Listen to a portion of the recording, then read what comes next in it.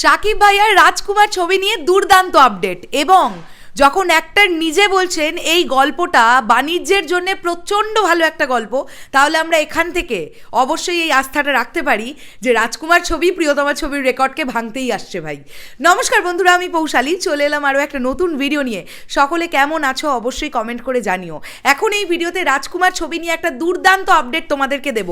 রাজকুমার ছবির ভীষণ গুরুত্বপূর্ণ একটি চরিত্র আমাদের সামনে এসেছে এবং আমি অবশ্যই প্রথম আলোকে ধন্যবাদ জানাতে চাই এই আপডেটটা আমাদের সামনে তুলে আনার জন্য। আমি চট করে পুরো আর্টিকেলটা পড়বো এবং তার থেকেই তোমরা বুঝতে পেরে যাবে যে বিষয়টা কি চলছে। আসলে যখন রাজকুমার ছবিতে আফজাল হোসেন এবং সুবর্ণা মুস্তাফার নাম অ্যানাউন্সমেন্ট হয়েছিল, তখন আমরা অনেকেই এটা ধারণা করেছিলাম যে আফজাল হোসেন হয়তো শাকিব ভাইয়ার বাবার ক্যারেক্টারে অভিনয় করবেন এবং সুবর্ণা মুস্তাফা তিনি মায়ের ক্যারেক্টারে অভিনয় করবেন। এটা আমরা অনেকেই ভেবেছিলাম, কিন্তু আমি এখন দেখলাম শাকিব ভাইয়ার বাবার চরিত্রে অভিনয় কিন্তু আফজাল হোসেন করেননি, করেছেন অন্য কেউ। কে তিনি এবং তিনি কি বলছেন রাজকুমার নিয়ে, সবটা আমাদের কাছে পুরো বিষয়টা ক্লিয়ার হয়ে গেছে। সো চলো একদম দেরি না করে ভিডিওটা শুরু করা যাক। মঞ্চ ও টেলিভিশন নাটকের দাপুটে অভিনয় শিল্পী তারিক আনাম খান চলচ্চিত্রেও অভিনয় করেন। চলচ্চিত্র অভিনয় তাকে এনে দিয়েছে জাতীয় চলচ্চিত্র পুরস্কারও। মৃধা বনাম মৃধা চলচ্চিত্রে বাবা চরিত্রে অভিনয় করে প্রশংসিত হয়েছেন তিনি। চলচ্চিত্র অভিনয় ধারাবাহিকতায় এবার এই অভিনয় শিল্পী যুক্ত হলেন রাজকুমার চলচ্চিত্রে। এর মধ্যেই পাবনায় ছবিটির শুটিংয়ে অংশ নিয়েছেন তিনি। রাজকুমার ছবির পরিচালক হিমেল আশরাফ। ছবিতে তারিক আনাম খান অভিনয় করেছেন শাকিব খানের বাবার চরিত্রে। তো এখান থেকে আমরা বুঝে গেলাম তারিক আনাম খান তিনি কিন্তু শাকিব ভাইয়ার বাবার চরিত্রে অভিনয় করেছেন এই ছবিতে। নিজের চরিত্র সম্পর্কে তারিক আনাম খান বলেন, পুরো ছবিতে আমার উপস্থিতি যদিও কম, কিন্তু চরিত্রটির অবস্থান এমন একটা জায়গা যেটা খুবই শক্ত। এই চরিত্রের একটা শক্তিশালী বার্তাও আছে, যে কারণে ছবিটিতে অভিনয় করতে রাজি হওয়া। সাধারণত শাকিব খানের ছবি শাকিবময়ই হয়, ছবিতে ওর প্রভাবটাই সব থেকে বেশি।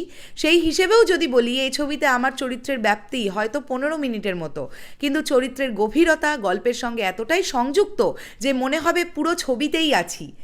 আমরা যে কয়েকদিন শুটিং করেছি খুবই ভালো লেগেছে। রাজকুমার প্রসঙ্গে তারিক আনাম খান আরও বলেন, আমার কাছে মনে হয়েছে যে ছবিটার বাণিজ্যিক মূল্যও যেমন আছে তেমনই আধুনিক জায়গাও আছে, অসাধারণ কিছু বার্তাও আছে, শেষের দিকে গিয়ে ভালো বক্তব্যও আছে, দারুণ কিছু বিষয় আছে যা নাড়া দেবে। ঢাকাই সিনেমায় দীর্ঘদিন ধরে অভিনয় করেছেন তারিক আনাম খান। সৈয়দ হাসান ইমামের লাল সবুজের পালা চলচ্চিত্র দিয়ে যাত্রা শুরু তার। পরবর্তীকালে ঘুড্ডি, সুরুজ মিয়া, আমার ঘর আমার বেহেস্ত, ঘেটুপুত্র, কমলা, মৃধা বনাম মৃধা, দেশা, দ্য লিডার, আবার বসন্ত সহ বেশ কিছু চলচ্চিত্রে অভিনয় করেছেন। গত কয়েক বছর চলচ্চিত্রে তিনি নিয়মিত কাজ করে যাচ্ছেন। এছাড়া ওটিটিতেও বিভিন্ন বৈচিত্র্যময় চরিত্রে তার কাজ প্রশংসিত হয়েছে। রাজকুমার দিয়ে 4 বছর পর শাকিব খান আর তারিক আনাম খানকে আবার এক ছবিতে দেখা যাবে। শেষবার তারা অভিনয় করেছিলেন নোলক সিনেমায়। এই প্রসঙ্গে এই গুণী অভিনেতা কৌতুকের সুরে বলেন, এখন তো সব সিনেমায় বাবার চরিত্রেই অভিনয় করছি, আমি তো এখন জাতীয় বাবা হয়ে গেছি, এর থেকে মুক্তি চাই। তার মতে সিনিয়র শিল্পীদের চরিত্র নিয়ে নির্মাতাদের আলাদা করে ভাবা উচিত, যেখানে বলিউডের সিনিয়র শিল্পীদের নিয়ে আলাদা গল্প বলা হয়। কথায় কথায় শাকিবের সঙ্গে কাজের অভিজ্ঞতাও জানান তারিক আনাম খান।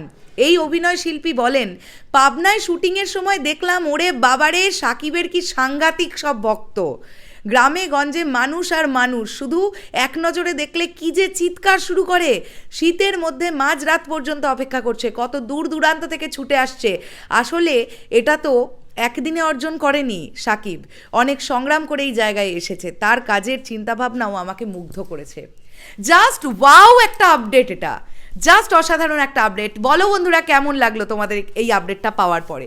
দেখো রাজকুমার ছবিটা এখন ইতিমধ্যে ফ্লোরে আছে, তো এখন এর থেকে বেশি আর খুব একটা বেশি আপডেট আমরা কিছু পাবো না। তবুও যে টুকটুক টুকটুক করে আপডেটগুলো পাচ্ছি, এটা আমাদের কাছে প্রচণ্ড ভালো লাগার একটা জায়গা তৈরি করছে। তো দেখো আমরা জেনে গেলাম তারিক আনাম খান কীভাবে সাকিবিয়ানদের নিয়ে প্রশংসা করলেন। শুধু এটা ভাবো তোমরা, সাকিবিয়ানরা কতটা অ্যাক্টিভ এবং ইন্ডাস্ট্রির ইচ অ্যান্ড এভরিবডি তারা সব সময় আমি লক্ষ্য করে দেখেছি সাকিব ভাইয়ার ভক্তদের নিয়ে কিন্তু কথা বলে। তারিক আনাম খানও বললেন, তিনিও বললেন সাকিবিয়ানদের কি জাস্ট একবার এক ঝলক সাকিব ভাইয়াকে দেখার জন্য শীতের মাঝ রাত্রি পর্যন্ত তারা অপেক্ষা করছে। সো বলে দিলাম, কেমন লাগলো অবশ্যই কমেন্ট করে জানাও। দেখা হচ্ছে আবার খুব শিগগিরই নতুন কোনো ভিডিও নিয়ে। যারা ফেসবুক থেকে দেখলে তাদের কাছে অনুরোধ থাকলো, পেজটায় যদি ফলো না করে থাকো ফলো করে দিও, আর যারা ইউটিউব থেকে দেখলে চ্যানেলটা সাবস্ক্রাইব করে পাশে থাকা বেল আইকনটা প্রেস করো। আসছি আবার খুব শিগগিরই নতুন কোনো ভিডিও নিয়ে, তাহলে এখনের জন্য টাটা।